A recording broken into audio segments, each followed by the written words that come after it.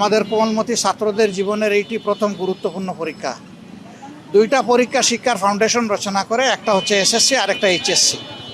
এই দুইটার উপর ভর করে ভবিষ্যৎ ক্যারিয়ারটা সিলেকশন হয় এবং আগায় আমাদের শিক্ষার্থীরা। তো আলহামদুলিল্লাহ যেটা দেখলাম যে এখানে খুব সুশৃঙ্খল এবং শান্তিপূর্ণ পরিবেশে পরীক্ষা অনুষ্ঠিত হচ্ছে। পরীক্ষার্থীরা আত্মবিশ্বাসী হয়ে তারা পরীক্ষার হলে গিয়েছে।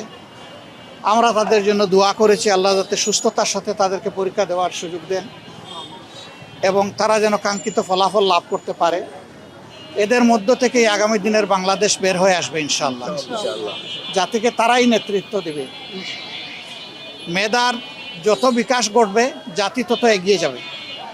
আগামীতে আমরা আর রাজনীতিকে প্রাধান্য দিয়ে সরকার পরিচালিত হোক, দেশ পরিচালিত হোক, এটা চাই না। আমরা চাই মেধাকে প্রাধান্য দিয়ে হোক, যেটা জুলাই আন্দোলনের অন্যতম দাবি ছিল বা প্রধান দাবি ছিল।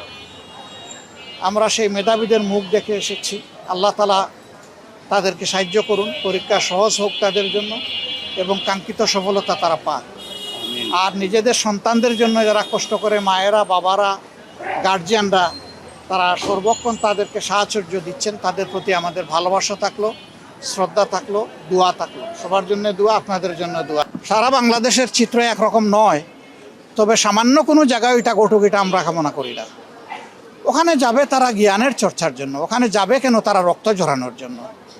এই রক্ত যারই জড়ুক সে তো আমারই সন্তান। আমি দেখতে চাই না যে ও কোন দলের।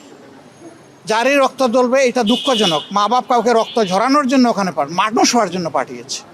তো সেই মানুষ হওয়ার আঙ্গিনায় ও মানুষের কাজ কেউ করুক, এটা আমরা নিন্দা জানাই। আমরা এটা চাই না। এই ব্যাপারে আমরা ভোকাল থাকবো। এই ব্যাপারে আমাদের যা করার আমরা করব।